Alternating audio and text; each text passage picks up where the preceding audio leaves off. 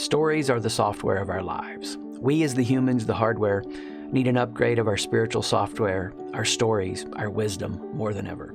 Each of these episodes will be like a performance psychologist, philosopher, religious professor, and a monk walked into a bar and had a conversation. It's just me on this podcast because that's the weird conversation that's happening in my brain. I'll be drawing from other wisdom traditions, but each episode will be drawing from one main tradition, the Bible. I'll be drawing from 40 stories. And as I look at these 40 stories, I'll be distilling it down so that you can find the wisdom you need to help upgrade your story wherever you find yourself. The polycontemplative approach is not dedicated to any belief system or ideology. It's an invitation for all of us to pay attention to wisdom that's been passed down our way for thousands of years and learn from it in a new, fresh way today. Welcome to Polycontemplative number 4. I remember being sometime around the 9th grade, hearing the song Losing My Religion. And I remember hearing it for the first time over this loudspeaker and just kind of the haunting feel that it had, only to find out years later, as I've been through a journey we're going to talk about together here, those lyrics just resonated even more. Then I found out he didn't even mean that song about losing your religion, but it's like what it means to reach out and to love and to not have that love reach back.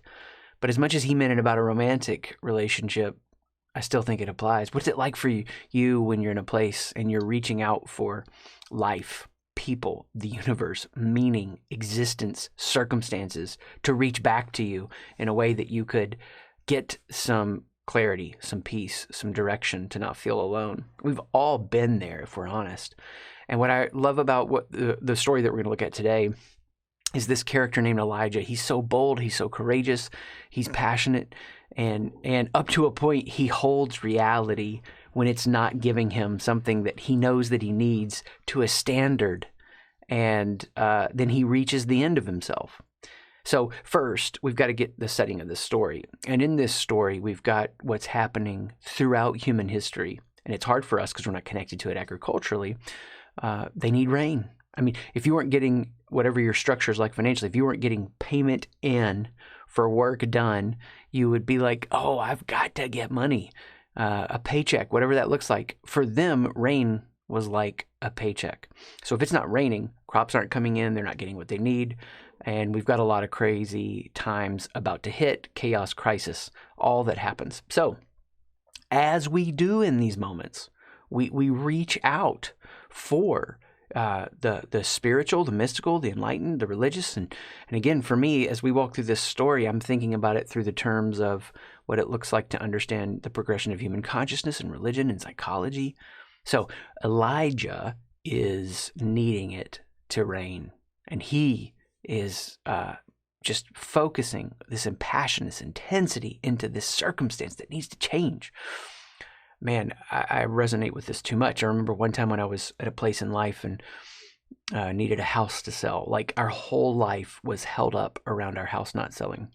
And if you've ever been through a circumstance like this where we were moving states away, it was when the real estate crisis was happening in the States in 2007. And it wasn't selling. And I remember the desperation I felt. Like, I'm so powerless. We've been there, right? If you haven't been there, you will be there at some point in life. So Elijah's there.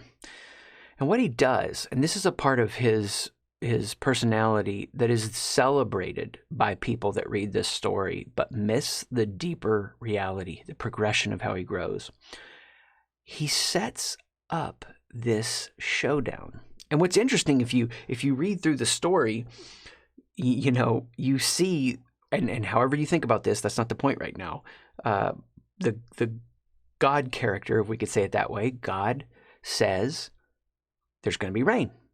So when he shows up, Elijah shows up into this story as it's unfolding, he sets up a showdown. Now, the interesting thing to me is God never said to Elijah, set up this showdown. Elijah has this bravado about him, this intensity where he wants this experience to be even bigger. So it's not enough that we need it to rain. But Elijah goes, I'm going to use this to prove to everyone that there's one God that's real, this god Baal isn't real, and I want this big showdown to happen. Because if this big showdown happens, if this big miracle happens, if this big circumstance happens, then everyone will know the truth. And everyone will come to God, and then our country will be where we need it to be again. I mean, you can see, as much as we think we've evolved as a human society, we haven't evolved that much. And there are people that are listening to this right now that could go, okay, well, hey, what about this? Let's just take all spirituality out of the equation, and then we're going to be better for that, because clearly this sets up some superstition and nationalism. Well, the problem is then we lose the wisdom of this story. So hang with me for a minute. He sets up this big showdown. And in this big showdown, God sends the rain. And this altar, this fire, is lit when it's soaking wet. And it's this big showdown. And in Elijah's mind, everything is going to work out now because the big miracle happened. The big circumstance happened. Finally, yes. If you've ever really tried to live at the edge of your abilities or pursue a vision in life or change anything, you know what it's like when you get connected to a circumstance and you're like, if this happens, then this will happen. And sometimes you've had that rare causation connect, but more often than not, the thing happens and we're still in a place that we're struggling because we missed the bigger lesson. And the story of Elijah takes us through a progression where we can see how we learn the bigger lesson. So here's what happens to Elijah. Elijah's convinced everyone is going to see this big thing happen and it'll all get back on track. Except that's not what happens. It's not what happens, and the political leaders are mad and angry. And what Elijah does in his anger is kill people. In his intensity, in his ferocity, in his ferociousness, in his losing himself, in the bigness of this moment. And so he's already letting himself get swept away. God never said to kill the false prophets. That's what they're called in this story. But that's what he did. And so then he finds out he's in danger, and he runs for his life. We don't know how far he runs for sure, somewhere about 17 to 30 miles. And he's exhausted. And you get the sense that he's ready to either at least quit what he's doing when he's trying to be the spiritual leader for his nation. At least do that. He's quitting. He might even be ready to die because he dismisses his servant and he travels into the wilderness, a 40-day journey. Now, when you see these things in these ancient stories, you got to remember how they're told around the fire over and over and over, right? If I'm sitting around the fire and my child is telling me about something they're struggling with, and maybe as they're engaging into adulthood, what they're struggling with is a circumstance not going like they want, and they really are discouraged, they've lost heart, then I'm going to say something like, that makes me think about a guy named Elijah.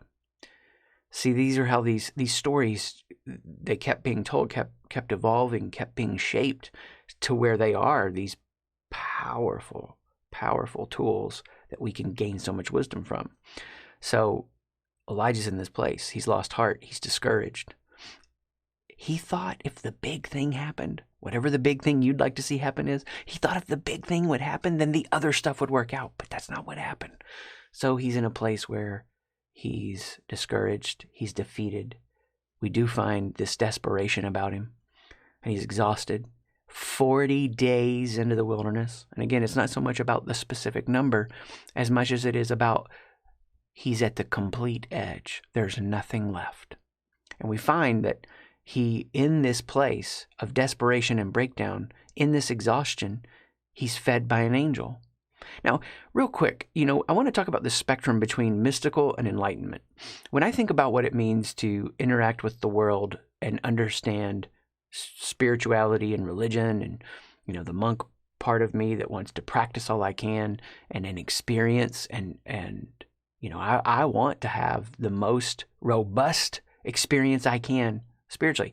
I also don't want to build up any superstition. So what's it like for me in the religious professor brain that I have to look at how things advance and progress? But what's it also like for me to understand the psychology here?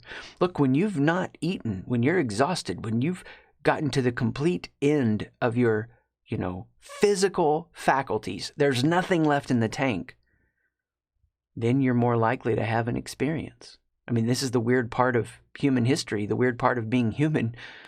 These experiences tend to happen when we're at the edge of all of what we know and who we are. So the enlightened mind, the mystical mind, they kind of have this tension. The enlightened mind wants to take this apart and ask, is it real or is it not? And the mystical mind wants to say it has to be real. When I think about this tension, I have a foot in both worlds. To me, it's not about whether it's real or not. It's that these things happen. And are they our brain manifesting this experience? Is our brain tuning consciousness? And in that moment, we're tuning something that we're not usually able to access. I'm going to say, it doesn't matter to me which one it is. I'm happy putting a foot in both of those worlds, because at all costs, I want to keep growing. And so Elijah is fed by an angel. Now, there's some symbology and meaning in all of the stuff that's happening here. And as the pecans, the polycontemplatives, go check that out. Go research it. There's always more that you can explore. But I want you to focus on this. He gets enough sustenance to go into the cave. Now, look, I referenced this in one of the earlier episodes. Some of you have heard of Joseph Campbell. He did a lot of his work based on Carl Jung. And there was another guy named Eric Newman. And you can find these different voices throughout human history that have said, like, the way you change your life, and Joseph Campbell provided stages to it, is to go into the cave. The thing that you're afraid to step into is the place where all the transformation happens. So just think about how powerful this story is. Again, imagine the dad telling it to the kid around the fire. And then Elijah went into the cave. And he goes into the cave, and what happens? A voice says, why are you here? Again, what is that voice? Whether there's enlightenment for you and you say, all is an illusion, or the mystical for you, the enlightenment in you that says, there's not a specific definable sacred, the mystical that says, I'm open to a specific definable sacred, not one that I can fully sum up, because if I could, then I would be that sacred. Wherever you find yourself, I'm just fascinated with this story, because the voice of God says, why are you here? Why are you here? See, what happens to us when we go through this period and we have these breakdowns, where we start to really find we're at the edge of all we know, what we believe, what we hold on to, that's when that question hits us. Why am I here? What is going on? I've been at places in my life where I've gone through massive transitions. And that question, why? It was usually there earlier, but I stuffed it down. I pressed it down. And it was only through the intensity of the circumstance, through the 40-day journey where I came to the edge, that I could actually hear that question with greater clarity. Why are you here? And you can hear in Elijah the way that he views the world, the defensiveness. Look, I have served you with passion. I've done what you've said. I've played the game by the rules. You can imagine all these phrases that we would all say in these moments. I went to college, I got the degree, and this is what's happened to me. I did all this, and I'm the only one. And again, we see what happens to us when we're in these moments where we're at the edge. We find this belief that we have, that it's just us. And you see this in this story. Now, what's fascinating to me is this question comes to Elijah twice. Why are you here? Why are you here? You see in these wisdom stories where questions are asked numerous times. In episode 1, we looked at this idea of the story of the garden.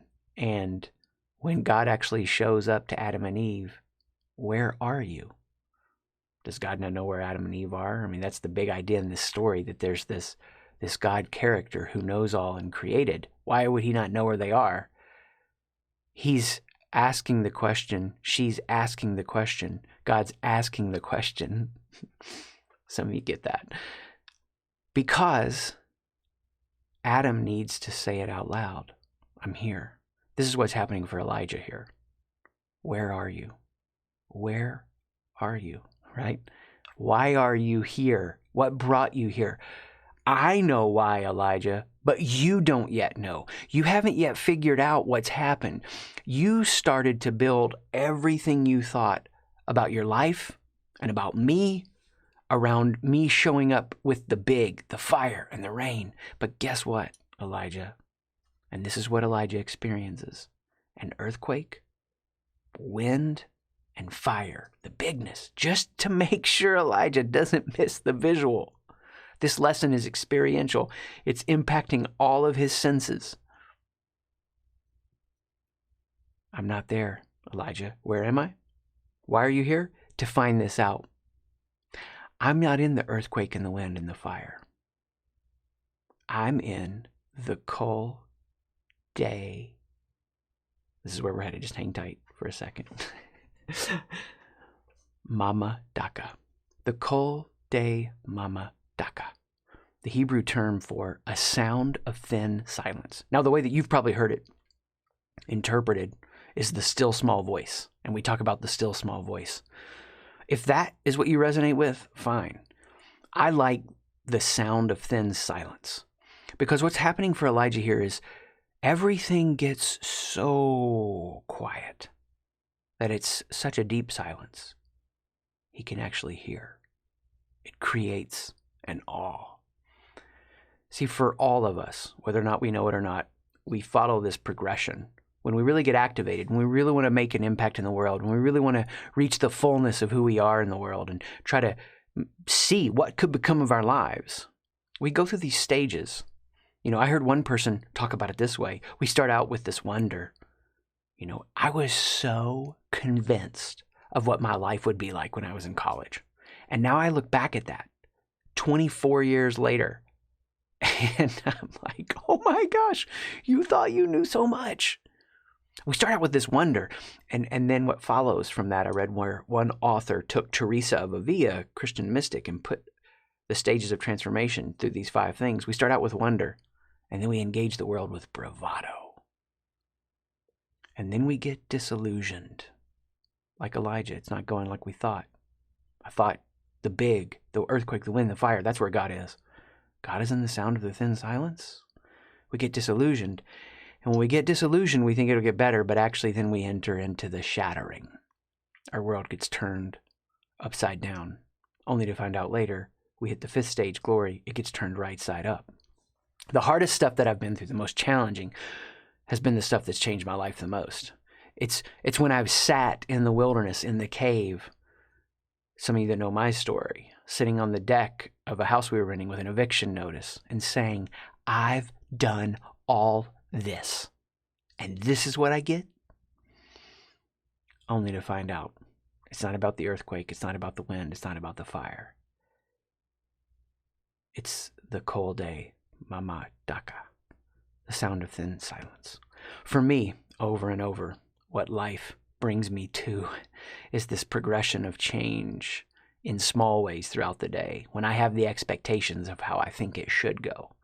And then I'm not set up to have an open hand for the surprise of how it might go.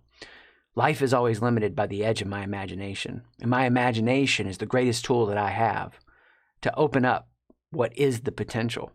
And when I am set in my ways, when I think it's got to happen in the big, I miss the sound of thin silence that guides me, that gives me wisdom, that helps me. See, what Elijah had done, we could say it this way. He had built his understanding of the sacred and who he was around stuff going right in his mission or in his roles. And when stuff goes right in your mission and your roles, you can lose yourself in the losses and you can get swept away in the winds. But when you know who you are, more than the wins and the losses, more than it going right, more than it going the way that you want it to, you actually go within and find that sound of thin silence.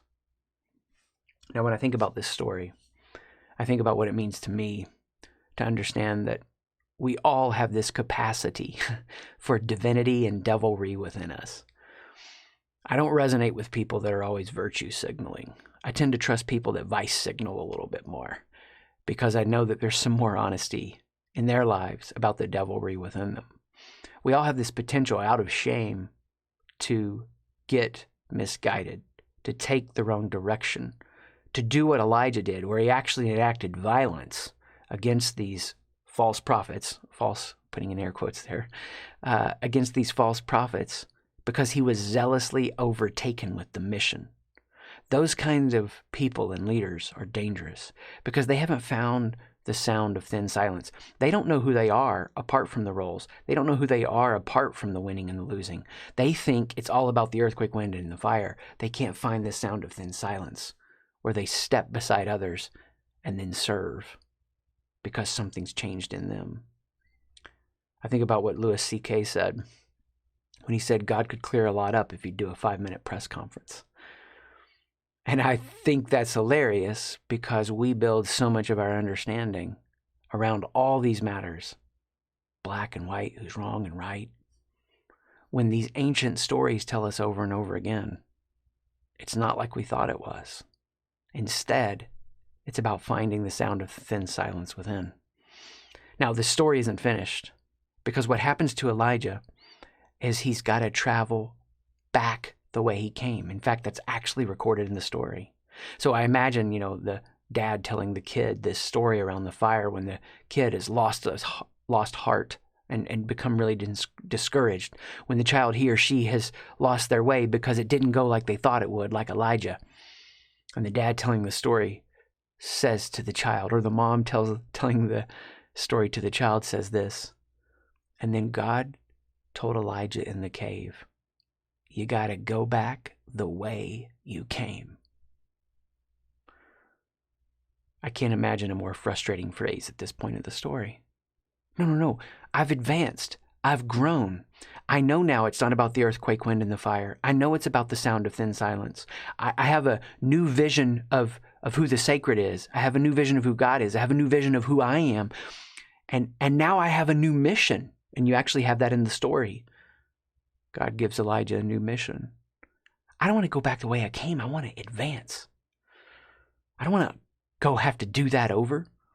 The go back the way he came, the reason this is so important from a wisdom standpoint is because he's got to travel back through that journey, that wilderness journey for 40 days to unlearn all that he had falsely built his life around. That's the hard part about transformation finishing its work. We get the new insight and we want to rush off, when oftentimes our circumstance won't yet change because we're still applying the lesson to the deepest reality of our lives, and it requires so much unlearning. So, if any of you are in a place right now where you're building your life around the earthquake, wind, or the fire, this story is a caution. If any of you are in a place right now where you've lost heart and lost your way, this story is an encouragement to say, hold on. Go into the cave. And if you've gone into the cave, but you're still not seeing the results that are born out of this new reality and this new experience, life could be more than it is right now. It's going to take a lot of courage, but keep unlearning the false ideas that got you here. Because, as we find in the wisdom traditions here in the Bible and other wisdom traditions all over the world, God is both form and formless. And until we know the sound of thin silence, we can't have one foot in the world of enlightenment, where we understand so much is an illusion, and we can't have one foot in the world of the mystical, where we understand that not everything can be measured in a lab, and some experiences are more real than real. Thanks for being here. Hey, thank you for being here and listening to this episode. Please feel free to rate and share the podcast with others. More importantly, I want to invite you to come to sightshift.com, SIGHT shift.com. There, I'm obsessively focused on helping people with 3 problems. Number 1, how to work on their worldview and make their own meaning. Number 2, how to find their place in the world and move with a laser-focused mission. And number 3, transcend status games and build the healthy community they want to be a part of. Through our platform of content, certified coaches, and community, we are transformational guides to help you find your wisdom. Join us at SightShift, SIGHT shift.com.